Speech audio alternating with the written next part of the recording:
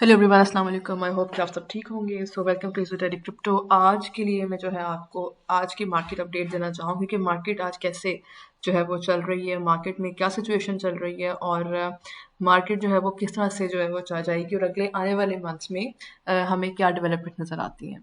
First of all तो ये है कि जी बिटकॉइन की जो प्राइस है उसके बारे में अभी कुछ कहा नहीं जा सकता, वो ज़रा थोड़ी चॉपी है, यानी मार्केट काफ़ी जो है वो अननेसेसरी डाउनवर्ड ट्रेंड्स में और उसके जो है वॉल्यूम्स भी कम जा रहे हैं। उसके पीछे रीजंस भी हैं कि आज क्योंकि सैटरडे है और सैटरडे एंड संडे वीकेंड्स पे मार्केट ऑलरेडी वॉल्यूम कम होने की वजह से हमेशा नीचे रहती है। तो अब ज़रा थोड़ी सी मार्केट अपडेट पे बात कर लेते हैं। तो सबसे पहले हम देखेंगे कि आज जो है इलॉन मस्क ने जो है वो अपनी आप कह लें कि उन्होंने डिसमिसल जो है रिक्वेस्ट की है फॉर द डॉज कॉइन, यानी कि उनके अगेंस्ट $258 बिलियन का जो है अब कह लें लॉ सूट फाइल हो चुका है। वो लॉ सूट के पीछे रीजंस क्या हैं? रीजंस ये हैं कि जो रिसेंट पास्ट 1 to 2 ईयर से डॉज कॉइन की प्राइस की जो मैनिपुलेशन थी वो इलॉन मस्क की तरफ से काफ़ी हुई थी। अगर हमें याद हो, अगर आप लोगों को भी याद हो कि ट्विटर के ऊपर इनकी काफ़ी इंगेजमेंट थी और इन्होंने डॉज कॉइन होल्ड भी किया हुआ था और डॉज डॉज कॉइन को जो है वो अपने पास रख के उन्होंने उसकी प्राइस में काफ़ी पंप आया था, क्योंकि ये एक इन्फ्लुएंसर हैं, एक सक्सेसफुल एंटरप्रेन्योर हैं। तो उसकी बुनियाद पर, उन बेसिस के ऊपर जो है इलॉन मस्क ने इसकी प्राइस में काफ़ी ज़्यादा प्राइस फ्लक्चुएशन जो है वो करवा दी थी।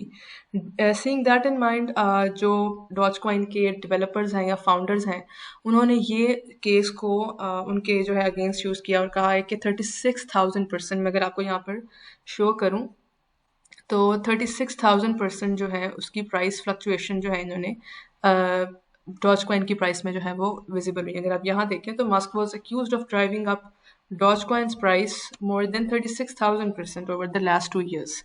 और फिर उन्होंने क्या हुआ कि जब उसकी प्राइस अप गई तो उसके बाद अचानक से वो डाउन गई, क्रैश हुई और उसकी वजह से डॉज कॉइन की प्राइस अब बहुत नीचे है। इसकी जो रिफ्लेक्शन है वो आपको आज के जो मार्केट के चार्ट्स मैं आपको उसमें दिखा भी देती हूँ। ये मेरे सामने डॉज कॉइन है जो आपको नज़र आ रहा है। डॉज कॉइन को अगर आप देखें तो डॉज कॉइन काफ़ी स्टीपी है, काफ़ी नीचे जा चुका है, यानी कि ये नीचे की तरफ फॉरवर्ड कर रहा है। क्यों? इसका जो मूवमेंट है वो बियरिश है, वो नीचे की तरफ जा रहा है। अगर हम यहाँ पे 100 EMA देखें, यानी एक्सपोनेंशियल मूविंग एवरेज देखें, तो इसकी प्राइस नीचे को जा रही है और वॉल्यूम भी नीचे देखें तो बहुत कम है। तो इसकी बुनियाद पे मैंने एक चीज़ यहाँ पर आपको बता दूं कि ये चीज़ रिफ्लेक्शन है कि जिन लोगों ने डॉज कॉइन को इस टाइम बाय करना है तो बाइंग करने के लिए स्पॉट ट्रेडिंग में ये अच्छी अपॉर्चुनिटी है। हमें इसके केस की जो है वो कंडीशन देखनी होगी, लेकिन फ़िलहाल ट्रेडिंग के लिए अभी ज़रा ये सेफ़ नहीं होगा। क्यों? क्योंकि अभी भी इन्होंने जो है इनके अगेंस्ट एलिगेशन और चार्जेस ये हैं कि इन्होंने पिरामिड स्कीम के अंदर जो है इसको as a pyramid scheme use किया। पिरामिड स्कीम क्या होती है? पिरामिड स्कीम होती है कि अगर आप एक इंसान को रेफ़र करें तो आपको भी इंसेंटिव ज़्यादा मिलते हैं। तो डिपेंडिंग दैट इन माइंड उन्होंने कहा, ये इन्होंने एक जो इसके डेवलपर्स हैं या जो इसके फाउंडर्स हैं डॉज कॉइन के, उन्होंने इनके अगेंस्ट एलिगेशंस जो हैं वो क्लेम किए हैं या इनके अगेंस्ट जो है वो यूज़ किए हैं कि इन्होंने उनके रेपुटेशन को, डॉज कॉइन को मैनिपुलेशन के लिए यूज़ किया है और दैट इज़ वाई $258 बिलियन के उनको लॉसेज हुए हैं और वो लॉसेज जो है अब इलॉन मस्क ने उनको पे बैक करने हैं। लेकिन इलॉन मस्क ने उसके रिस्पॉन्स में ये शो किया है कि he this case is baseless और इस केस को जो है वो as soon as possible request की है गवर्नमेंट को, सुप्रीम कोर्ट के जज को, कि इस केस को जो है वो ख़त्म किया जाए। This case is not having a financial base और अ फाइनेंशियल आप कहने के कोई इसकी कोई बुनियाद नहीं है। बाकी अगर हम अगली न्यूज़ की बात करें तो अगली न्यूज़ जो ये है कि इटली में जो है चैट जीपीटी को बैन कर दिया गया। एआई जो है, अब हमें पता है कि अगले आने वाले सालों में एआई जो है एक रेवोल्यूशन भी है और एक कर्स भी है। मैं ये दो जो है इसकी स्टेटमेंट्स क्यों दे रही हूँ, बिकॉज आने वाले टाइम में ये बहुत सी चीज़ों को डिसमिस भी कर देती है और बहुत सी चीज़ों को फेवर भी करती है। फेवर इन अ सेंस कि आपके काम को ईजी कर देती है, इन बिजनेसमैन को काफ़ी से फ़ायदा मिल रहा है, डेवलपर्स को मिल रहा है और इवन क्रिएटर्स को मिलता है। बट अगेन ये क्रिएटिविटी को ख़त्म करती है और बहुत सी चीज़ों को जो है ये बहुत सी जॉब्स को, बहुत सी अपॉर्चुनिटीज़ को ये इरेज भी कर देती है। तो bearing that in mind, Italy ने चैट जीपीटी को इस वजह से ब्लॉक किया है कि दे वर एक्चुअली, आप कह लें कि violating some rules and regulations. अब वो रूल्स एंड रेगुलेशंस क्या थे जो इटली ने फाइंड किए और इनको बैन किया, वो मैंने यहाँ पर मेंशन किया है, आपको दिखा देती हूँ कि apart from this the Italian data watchdog also highlighted a potential breach of ChatGPT's own data protection rules. यानी इन्होंने अपनी प्रोटेक्शन रूल्स में, इनकी अपनी पॉलिसीज में शो किया था कि चैट जीपीटी का प्लेटफॉर्म जो है वो एज रिस्ट्रिक्टेड है, यानी इसको 13 ईयर से कम लोग नहीं देख सकते। लेकिन ये अगर हम देखें तो चैट जीपीटी को कोई भी एक्सेस कर सकता है और कोई भी ऐसी इन्फॉर्मेशन निकाल सकता है जो कि उनके लिए जो है वल्नरेबल हो सकती है या उनके लिए एक नुकसानदेह हो सकती है। यानी अगर इफ़ अ किड या कोई बच्चा वहाँ जाके उसको कुछ सर्च कर ले उसके ऊपर, तो that could turn against them या उनके लिए एक डिफरेंट वर्ल्ड पिक्चर शो कर सकता है। तो ये कुछ मिसलीडिंग इन्फॉर्मेशन भी प्रोवाइड कर देता है। Bearing that in mind, chat GPT को जो है वो इटली इटली अथॉरिटी या इटालियन अथॉरिटीज़ ने उसको ब्लॉक कर दिया। और उन्होंने ये भी कहा है कि ये ज़रा बाइस्ड है और डिसेप्टिव प्लेटफॉर्म है, यानी कि ये एक ही तरह की पार्टी को या एक ही तरह के ओपिनियंस को फेवर करता है। बाइस्ड का मतलब ये होता है कि एक ही तरह के ओपिनियंस को फेवर किया जाता है और इसमें पब्लिक और प्राइवेट सेफ्टी जो है वो इसमें इग्नोर कर दी जाती है।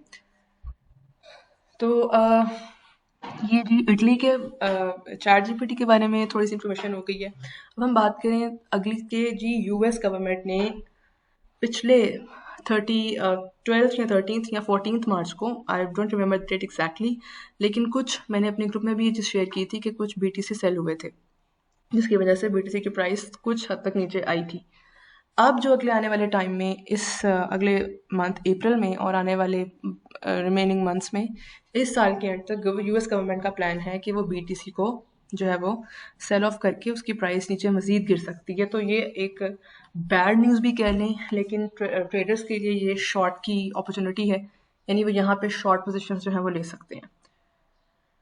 अच्छा, अगर आप यहाँ देखें तो उन्होंने यहाँ बात की है कि मार्च 14 को यूएस गवर्नमेंट ने 9,861 बीटीसी, जो कि $215 मिलियन के थे, वो सेल ऑफ कर दिए। ठीक है, और उसके बाद उनका प्लान है कि वो मज़ीद $41,000 जो है बिटकॉइन सेल करेंगे। और इस वक्त जो अगर करंट प्राइस देखें तो इसकी प्राइस 28,432 जा रही है। आज 1 अप्रैल है, तो उसके मुताबिक जो प्राइस की वैल्यू टोटल बनेगी वो इसको मज़ीद सेल कर सकते हैं आने वाले टाइम में। तो दैट इज़ अनदर रीज़न कि हम यहाँ पर मार्केट थोड़ी चॉपी देख सकते हैं, थोड़ी सी डिक्लाइनिंग हो सकती है और यहाँ पर बियरिश ट्रेंड अगेन आ सकता है। बट अगेन ऑल्ट कॉइन्स के लिए काफ़ी अपॉर्चुनिटीज़ हैं। लोग यहाँ पे इसको सेल भी जो है वो नहीं करेंगे, क्योंकि ये इस टाइम बैंकिंग क्राइसिस से बचने के लिए एक अच्छी अपॉर्चुनिटी है। उसके अलावा जो सिल्क रोड, अगर आपको पता हो, सिल्क रोड जो है वो डीप वेब या डार्क वेब के ऊपर एक ऐसा प्लेटफॉर्म है जहाँ पे आप इलीगल ड्रग्स, सब्सटेंसेस या आप कह लें कि वेपन्स भी बाय कर सकते थे।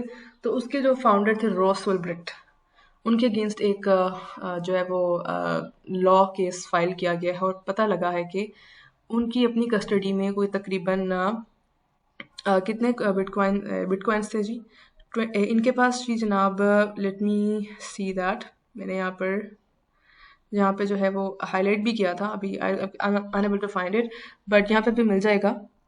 आई will share the details with you. तो अभी हाँ जी, ये देखें 50,000 बीटीसी, इनका 50,000 बीटीसी थे। 50,000 बीटीसी जो है इन्होंने उनकी कस्टडी से ले ली हैं।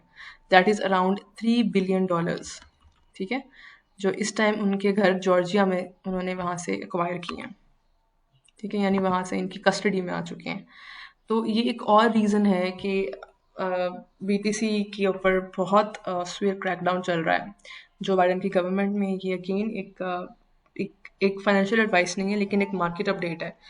पोजीशंस कैसे लेनी है, ट्रेडिंग कैसे करनी है, ये आपके अपने ऊपर होता है, लेकिन ये जस्ट आपको एक मार्केट नॉलेज होना चाहिए कि मार्केट में इस टाइम क्या सिनेरियो चल रहा है और सेंटीमेंट क्या हो सकता है। तो सेंटीमेंट यही है कि हमें थोड़े से बियरिश नज़र आ रहा है। फर्स्ट 3 मंथ्स बहुत बुलिश गए हैं क्रिप्टो के लिए, ब्लॉकचेन के लिए और बीटीसी की प्राइस को देखते हुए। बट अगेन बीटीसी हमारे ज़रा इस टाइम मुश्किल में ही नज़र आता है। उसके अलावा अगर हम देखें तो सीजी बाइनेंस भी जो है वो काफ़ी ट्रबल में इस टाइम नज़र आते हैं। एक गुड न्यूज़ है कि जी जिन्होंने अगर हुओबी के कॉइन के अंदर इन्वेस्ट किया है या उनको नज़र आता है कि हुओबी कॉइन कहीं ऊपर जा सकता है, तो हुओबी एक्सचेंज ने अपना जो टोकन है, ये उनके लिए गुड न्यूज़ है कि हुबी पास जो है उसने गाला गेम्स के साथ, उनकी लेयर 1 के साथ जो है वेब3 डेवलपमेंट में एक पार्टनरशिप की है और they are going to start working on it. उसका फ़ायदा ये होगा कि गाला गेम्स जो है वो एक वेब 3 प्रोजेक्ट है। वेब 3 प्रोजेक्ट जो होता है वो ऐसा प्रोजेक्ट है जहाँ पे डिसेंट्रलाइजेशन है। आप में से बहुत से लोगों को ये नहीं पता कि व्हाट इज़ डिसेंट्रलाइजेशन, लेकिन द वर्ड डिसेंट्रलाइजेशन मीन्स कि एक चीज़, ऐसी चीज़ या एक ऐसा प्लेटफॉर्म जहाँ पर अथॉरिटी हमेशा उसके यूज़र के पास होती है, यानी उस प्लेटफॉर्म के ऑनर के पास नहीं होती। मिसाल के तौर पे अगर आज के दौर में देखें तो जैसे फेसबुक है, आप अकाउंट बनाते हैं फेसबुक पे और लेट से आप कोई आप कुछ ऐसी कोई उनकी पॉलिसी वायलेट कर देते हैं, आप कोई ऐसी पोस्ट कर देते हैं जो कि उनकी पॉलिसी के अगेंस्ट है, तो आपका अकाउंट भी वनरेबल हो जाता है और आपकी वो पोस्ट भी वनरेबल हो सकती है। तो समटाइम्स फेसबुक हो जाए, इंस्टाग्राम हो जाए या कोई और प्लेटफॉर्म हो जाए, वो आपकी उस पोस्ट को रिमूव कर देते हैं या आपके अकाउंट को ही बैन कर देते हैं। लेकिन वेब 3 में ऐसे नहीं हो सकता। अगर वेब 3 में लेट से फेसबुक की तरह की एक प्लेटफॉर्म है, तो वहाँ पे आप जो लिख सकते हैं इट रिमेन्स देयर। वहाँ की जो कम्युनिटी होती है वो उसको पढ़ती है, देखती है और उसको रिमूव नहीं कर सकती। ठीक है, उसकी ओनरशिप आपके अकाउंट की आपके पास ही रहती है। Nobody can take that ownership away from you. तो ये है वेब 3 का कॉन्सेप्ट। अब वेब 3 के लिए जो गाला गेम्स है, यानी वो गाला जो एक प्लेटफॉर्म है, ये गेमिंग प्लेटफॉर्म है और इन्होंने अपनी एक ब्लॉकचेन बनाई है और इनका टोकन भी आने वाला है। तो इस टाइम में हुओबी और गाला पार्टनर कर रहे हैं और इसके साथ ही ये लोग ट्रांसपेरेंसी पे काम करेंगे, वेब 3 डेवलपमेंट पे काम करेंगे और लेयर 1 ब्लॉकचेन जो है इसकी जो इंट्रोड्यूस होने वाली, यानी गाला की जो अपनी करेंसी है, यानी जो गाला लेयर 1 ब्लॉकचेन है वो आ गई है और उनकी नेटिव करेंसी गाला टोकन के नाम से आपको नजर आएगी। तो ये जो है ये गुड न्यूज़ है। तो जिन जिन के पास इस टाइम हुओबी का टोकन है या गाला का टोकन है, अगर नहीं है तो आप बाय कर सकते हैं। आपको इसकी इन्फॉर्मेशन कॉइन मार्केट कैप पे मिल जाएगी। उसके अलावा ये कि आप इनके ट्विटर अकाउंट्स को फॉलो कर सकते हैं और वहाँ से बहुत सी चीज़ें आपको पता लग सकती हैं। हुओबी की जो अपनी प्राइस है वो ऊपर जाएगी और गाला की अपनी प्राइस भी ऊपर जाएगी। तो ये एक गुड इंडिकेटर है अगर आपने हुओबी और गाला में जो है वो इन्वेस्ट करना है। उसके अलावा ये कि एक और जो है हमें यहाँ नज़र आ रही है जो कि बहुत मेजर न्यूज़ है कि जो बिटकॉइन है उसके 12,000 बिटकॉइन मार्जिन लॉन्ग्स जो कि बिटफिनिक्स अकाउंट पे पड़े हुए थे, यानी बिटफिनिक्स की फ्यूचर मार्केट में पड़े हुए थे, वो जो है वो वहाँ से रिमूव हो गए हैं। अब हुआ क्या था कि सिनेरियो कुछ इस तरह का बना है कि it was the case of bitcoin और क्रिप्टो करेंसी आर्बिट्राज।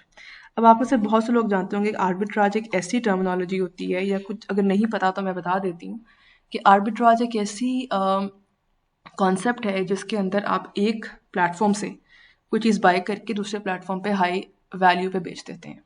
अब होता क्या है कि जब एक प्लेटफॉर्म लेट से आपको कोई चीज़ सस्ती दे रहा है, यानी अगर आप बिटकॉइन फ्यूचर्स कर रहे हैं और आपके पास फंड्स $200 हैं लेकिन आपने पोजीशन लेनी है 5x, तो आपको $1,000 चाहिए होंगे। तो जो $800 का बीच में डिफरेंस है वो आपको वो एक्सचेंज देती है। अब उस एक्सचेंज ने जो भी आपको प्रोवाइड किया है वो फंड्स हैं। अब वो अगर वही फंड्स के अगेंस्ट जब आपकी ट्रेड सक्सेसफुल हो जाती है तो आपको एक इंटरेस्ट पे करना होता है। वो इंटरेस्ट कुछ परसेंटेजेस में होता है। अब हर एक्सचेंज की अपनी परसेंटेज वैल्यू होती है। यहाँ बिटफिनिक्स जो था वो पिछले एक साल से मई 2022 से -0.1% एनुअल रेट पे दे रहा था, जिसकी वजह से ज़्यादा लोग बिटफिनिक्स की तरफ जाकर वहाँ से बोरोइंग करके वहाँ पे फ्यूचर ट्रेडिंग कर रहे थे और वहाँ से बाय करके वही बिटकॉइन की प्राइस दूसरे एक्सचेंजेस पे जाके ज़्यादा अमाउंट पे सेल कर रहे थे। वो होता क्या है कि समटाइम ट्रेडर्स अलग दो एक्सचेंजेस के ऊपर सेम पोजीशंस यानी सेम ही टोकन को दो दो डिफरेंट पोजीशंस में जो है वो लगा देते हैं। मिसाल के तौर पे अगर आज बिटफिनेक्स 0.1% पे आपको ट्रेडिंग इंटरेस्ट रेट दे रहा है, यानी कि आप लॉन्ग ओपन करेंगे बिटफिनेक्स पे और शॉर्ट ओपन करेंगे लेट्स से कूकॉइन पे।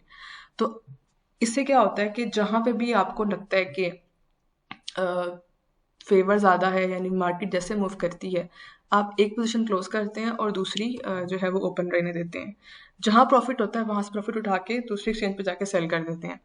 तो ये जो है इसे हम कहते हैं आर्बिट्राज, यानी एक जगह से उठाना सस्ता और दूसरी जगह जाके जो है वो उसको महंगा बेच देना। और ये ज़्यादातर होता है डेरिवेटिव मार्केट में। डेरिवेटिव्स क्या होते हैं? ये फ्यूचर के ऑप्शंस और फ्यूचर ट्रेडिंग को कहा जाता है। ठीक है जी। तो ये बात होगी 12,000 बीटीसी मार्जिन डिक्लाइन आया, लेकिन इससे बीटीसी के प्राइस में फ़र्क नहीं आया। क्यों? क्योंकि लोगों ने बिटफिनिक्स से उठाया और जाकर किसी और एक्सचेंजेस में जाकर सेल करना शुरू कर दिए, यहाँ वहाँ जाके इसके लॉन्ग्स बाय कर लिए, जिसकी वजह से ओवरऑल मार्केट की जो सिनेरियो था, जितनी भी मार्केट में बिटकॉइन जहाँ जहाँ एक्सचेंजेस पे पड़े हुए हैं, वो सब एक्सचेंजेस की ओवरऑल मार्केट कैपिटलाइजेशन सेम रही, क्योंकि एक जगह से उठा के दूसरी जगह पे सेल कर देना it's kind of like the same. ठीक है जी, तो ये जो है हमारे पास इस टाइम मार्केट सिनेरियो है।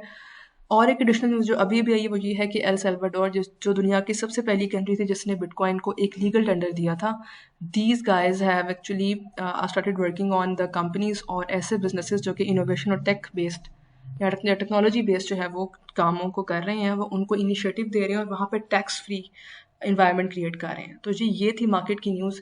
If you guys have any comments, anything you would like to know, आप इसको कमेंट्स में बता सकते हैं। This is my video for today.